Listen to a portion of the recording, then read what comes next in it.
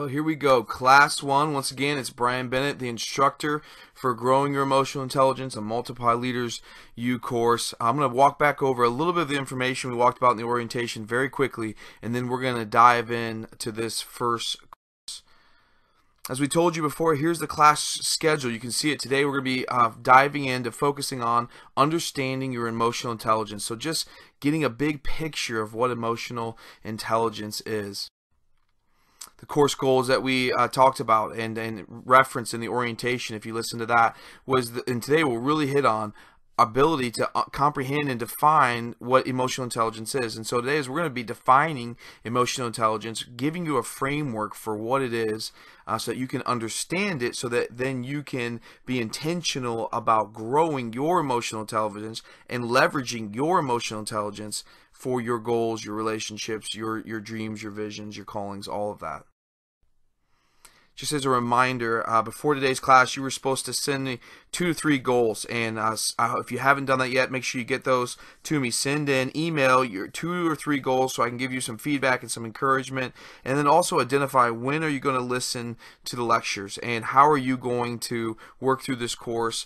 You shouldn't get bogged down, but if you spread out over 9 weeks, just making sure you're disciplined, because sometimes our self-growth, our self-care is the thing that gets pushed the last in our life if we're not careful. So make sure you've identified where you're going and when, and how you're going to maximize this course. What day are you going to listen to the lectures, and make sure you have the class assignments done by.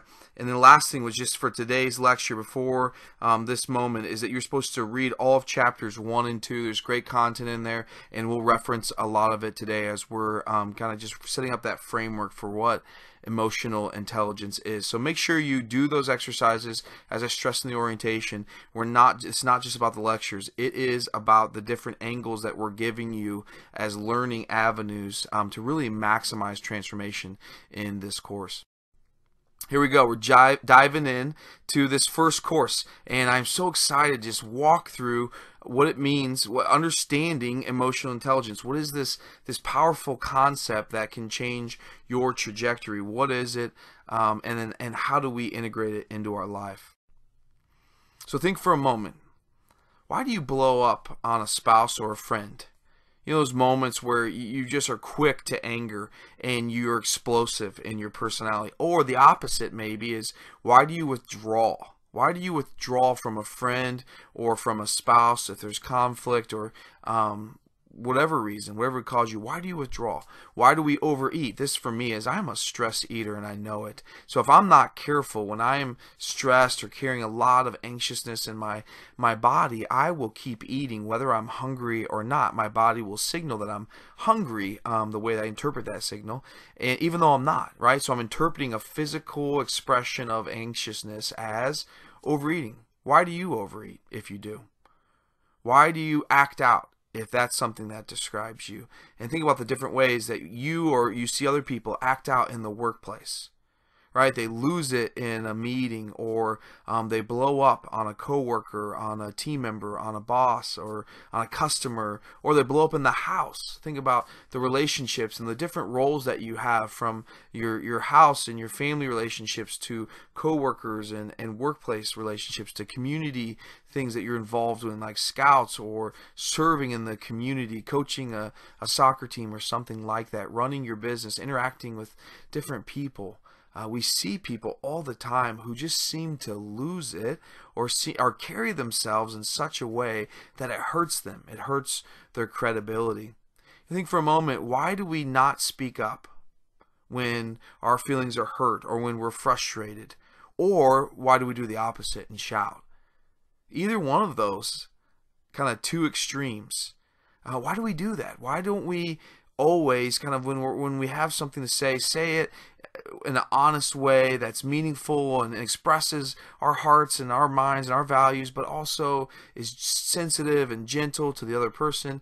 But it's just so hard for some reason for many of us to do that consistently. We either don't speak up when we should, or we shout when we should speak, but not yelling, not with verbal violence. Why won't we risk because of fear? Maybe for some of us, we're holding back from starting a business, or we're holding back from going back to school, or we're holding back from applying for that job in the field that really connects with our heart, or we're holding back from being vulnerable with others, or re-engaging in a marriage, or maybe taking some classes on whatever so that we can be a better parent, anger management, or just basic parenting classes. Whatever it is, why are we not risking because of fear? I know for me, one of the things that I am most terrified of is heights. I hate heights. I just get that feeling, that lump in my throat. And I lead a trip, well, I've led in the past a trip with the people from our church. And one of the exercises that we do is we go to this high ropes course, and we climb it, and we go off a zip line. And it's about 35 to 40 feet high, but it terrifies me. There's a rock wall, and then there's a ladder. And for me, as I hate it, but since I'm facilitating, I always end up going. And I get about halfway up, and I can just feel, I mean, I literally think I'm going to die. Irrational thought. I'm roped in, there's professionals running it, but I get so scared. And there's times in my life where I actually haven't engaged because of that fear, because I was so afraid. And that's that question of why aren't we willing to speak in public, right? Why aren't we willing to face our fears and to walk through them? Why do we let fear become a barrier that holds us back? Why do we feel stuck?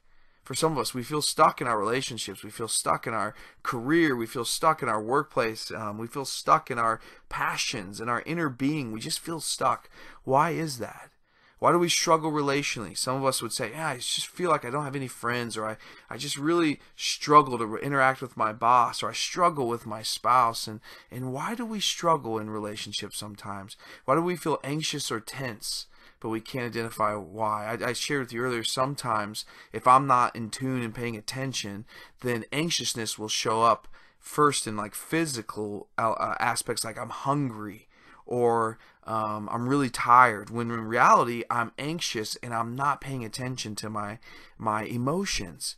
But now my emotions are affecting my physical body, and there's a reaction there. And then on a positive note, why in those moments when we feel fully alive, we feel energized, we feel charged, we feel confident, we're willing to face our fears, we're willing to step into the unknown, we're willing to risk, we're willing to do something extraordinary, why do we experience peak performance?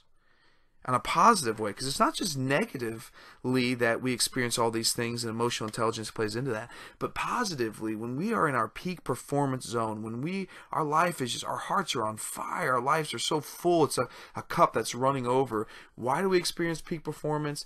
It all goes back to emotional intelligence. So here you can see that image on the screen. It is three kind of core aspects of us that come together to really work together to kind of be our sweet spot, our strength zone, who we are, our personal profile, and that's IQ, right? Intellectual intelligence. That's EQ, emotional intelligence, and personality. Well, IQ is pretty fixed. That's not going to move hardly at all. And personality is relatively fixed as well. Obviously, we can shift in different seasons of our life and relate and manipulate our personality a little bit, but at the core of who we are, our personality is relatively stable. Now, we can exercise that personality in extremes, or we can hold back.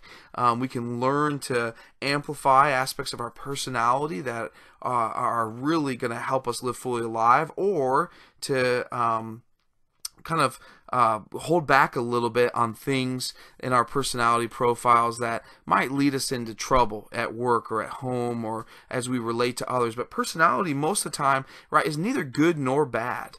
It's just who we are. It really is just who we are. We're a dominant kind of person. We're going to be a bit more aggressive, or we're going to be more of a consistent personality, right? We're more of an extrovert. We're more of an introvert. We try to persuade more through logic and facts, or we try to persuade more through relationships and connection, right? We're very volatile every single day, or we're very stable. We're very consistent. All of those have pluses and minuses. That's personality.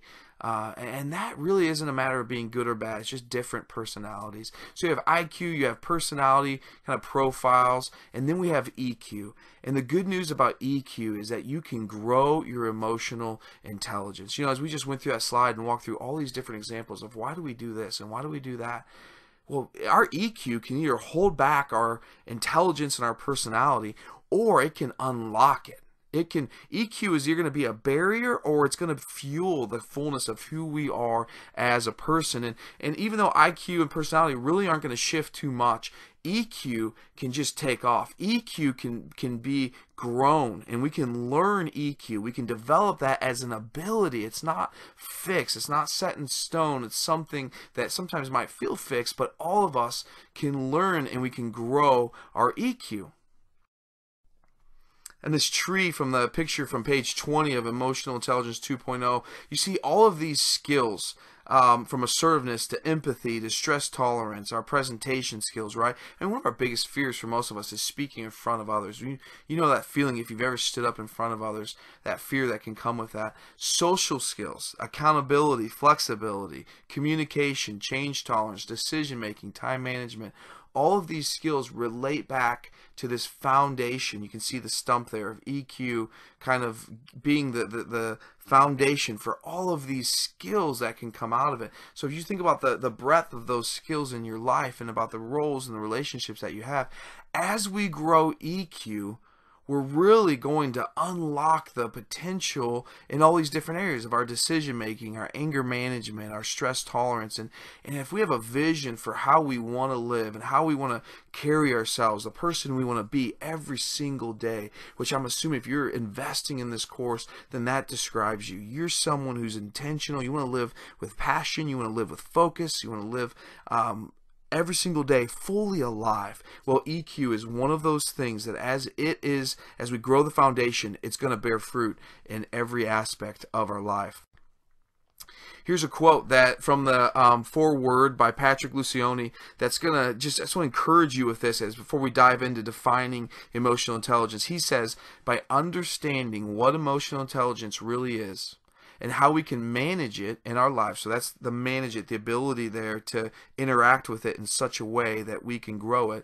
We can begin to leverage, that's how he would say grow, is we can leverage all of that intelligence, education, and experience that we've been storing up for all those years. So I want you to pause for a moment and just think about someone around you, in your home, in your workplace, who's extraordinarily gifted in some fashion. And there's someone that comes to mind immediately, but who doesn't have the people skills or the self-leadership skills to be effective. So they have all these, they're very gifted, right? They're very competent in some aspect, but they're lacking from the fullness of their life, of living kind of in the fullness of their life, because they're not able to leverage their intelligence. They're not able to leverage. They might have a PhD, but it's of no use to them outside of giving a lecture in a classroom, right? In their family relationships, they're not connecting. In their workplace, they struggle to work with coworkers. They're not able to be self-disciplined. They're really wrestling with who they are to be effective. They start on one project, but they never finish it. Right? They're not able to leverage their intelligence, their education, or their experience that they have. And EQ, as he's saying there, Patrick's saying, if you turn on EQ, if you open up the valve of EQ in someone's life, then they're able to leverage all of the skills, the gifts, the passions, the experiences, the educations that they have. Here's how EQ works. Our emotional and our rational aspects of our brain work together. There's a two-way street, and as you can see there from the quote there from page 7 of Emotional Intelligence 2.0, the communication between the rational and the emotional centers of the brain, it has to go back and forth in a dynamic way for it to be effective when it comes to emotional intelligence. For us to be effective, the emotional centers of our brain and the rational centers of our brain, they have to work together. They have to communicate. Here's what typically happens when we lose it, right? When we start yelling in our home with a child or a spouse, or at work, a friendship. something like that, or we freeze up and we don't say anything, but we miss the moment. So typically what's happening there is the impulses are coming, the signals are coming up through the spinal cord, and they're taking the short loop, right? Instead of going all the way to the rational aspect of our brain, when we act in ways that we wish we didn't, when our emotions hijack us. So emotions are a good thing, but if we're not careful, and this is really for most of us, we can experience a fuller sense of who we are, because if we're not careful, our emotions can hijack us from our purpose and our value, kind of making value-based decisions. And so we're in a hot conversation, or what's a crucial conversation in our life, where the emotions are high and the stakes maybe are high. There's actually a book called Crucial Conversations that talk about those moments. And maybe we're in a conversation with our boss at work, and he or she says something to us, and we just go silent. Well, what's happened is that impulse has come up into the emotional center of our brain, and in that place, we're choosing one of three responses. We're gonna fight. We're gonna fight against, back towards them, right? We're gonna verbally attack someone, or physically. We're gonna freeze and do nothing, which is what we just did, or we're gonna run away. So fight, flight, or freeze. We do one of those three things. And when that impulse comes into that emotional center of our brain, if it doesn't make it all the way to the rational and cycle back, then we are in trouble, because we're going to choose one of those emotions, which are good. If there's a car, you're in the crosswalk and a car's not stopping, well, you want to flee that moment. Or if your house is on fire, you want to flee. Or if you're about to step into the road and the car is right in front of you, well, you want to freeze. But those don't work well when it comes to relationships, right? Those kinds of core primal responses, they don't work well when it comes to relationships. And so what we're doing when we're growing our emotional intelligence is incorporating our emotions and our rational aspects of our brain in a partnership where they work together, so that we're choosing and feeling and responding in the best way possible. I want to define now emotional intelligence, and this is one of our core learnings for this course. And here's how the author defines it of Emotional Intelligence 2.0 is emotional intelligence is your ability, so once again, it's an ability to recognize, so to perceive and understand emotions in yourself and others, and your ability to use this awareness to manage your behavior and your relationships. Emotional intelligence is your ability to recognize and understand emotions in yourself and others, and it's your ability to use this awareness to manage your behavior and relationships. That's from page 17. So a few words there that I've underlined. Once again, we talked about in orange it's an ability, but I've underlined recognize. That's one action. The second is to understand, and the third is to manage. So I'd encourage you to write those three words down: to recognize, so to detect that they're there, to understand those emotions, and then to manage, to respond, to act on those emotions, right? Not to be a victim to them, but to respond and interact with them in such a way that you can choose the best outcome for your response in that relationship, or with that project or goal, or whatever it is that you're facing. Also notice in yellow there, it's for yourself and others. So our ability to recognize, understand, and manage our emotions is for ourselves and then for others. It's first for ourselves and then in our relationship with others. Here's another way of defining it. Here's my definition. Emotional intelligence is your ability to recognize, so that's the same, but to reflect and respond. To recognize, reflect, and respond to your emotions and the emotions of others, so that you thrive individually and relationally. So that's me defining in my own words what emotional intelligence is. It's your ability to recognize, reflect. So you first detected them, you're aware internally of that feeling of anger that has just come up inside of you. To reflect on it. Why am I feeling? What is this? Okay, it's anger. What am I angry about? What hurt my feelings? Why am I feeling this emotion? And then to respond. to your emotions. So it's not that I feel anger and then I yell at someone, but I feel angry and then I choose to respond by having a conversation and go, hey, you hurt my feelings when you said that. I felt like you said that and it hurt me. You said that in a way that was a dig at me and it hurt my emotions. Or you said it in a way that kind of devalued me, or you said it in a way that undermined me in front of everyone who was there. So it's recognizing, reflecting on that, and then being able to respond in a key way. Right, if we can't recognize our emotions, if we can't detect them, then we're never going to be able to grow. So that's the first step, is to recognize. The second step is to be able to engage and reflect. Okay, what is that? Is that anger? Is that deep disappointment? Is that just a great sense of sadness? Or am I feeling joy? Am I feeling a deep level of peace and meaning in my life? Am I feeling just a great level of happiness right now? What am I feeling, and then why? Why am I feeling this? Okay, I feel secure in this relationship, or this was a great goal in my life and it was accomplished. I got to see the fruition of it. So then be able to respond to others, first to ourselves, and then respond to others. And you can see those three keywords there is recognize, reflect, and respond. I want you to be able to write your own definition and to make sure that you understand emotional intelligence. That will be one of your action steps as an assignment from this week. So make sure that you are able to incorporate these different aspects, whether it's through the definition Emotional Intelligence 2.0 or my definition, just kind of framing it in different ways so that you can see the core elements, but maybe some different wording will help cement that learning.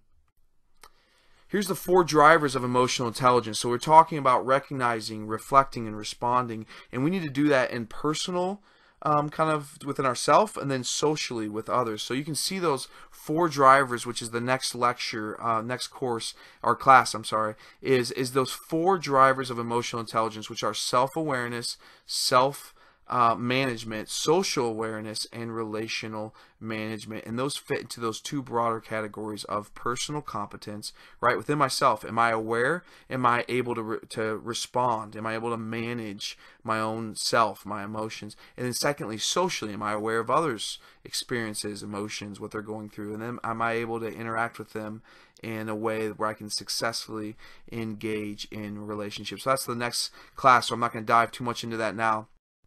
As we wrap up this first class lecture, I'm showing you an emotions chart because most of us need help identifying our emotions. Very few of us have a broad palette, a developed palette where we have a depth of understanding, right? Most of us have just this kind of core emotional thing of I'm happy, I'm sad, I'm angry, afraid, ashamed, whatever, kind of a basic level of emotional vocabulary. But what we want to do in the next 9 weeks is to develop the palette, our ability, our understanding, to use a broader terminology to be able to identify, right? So as we're growing in awareness of I'm feeling sad, to be able to place that, well, is that a low level of sadness or a high, right? If it's low, it's I'm feeling upset, I'm feeling maybe disappointed. What word captures that level of sad? But to be able to distinguish between a low level of sadness and a high, I'm feeling depressed, which I've experienced a season of depression in my life. And if you've ever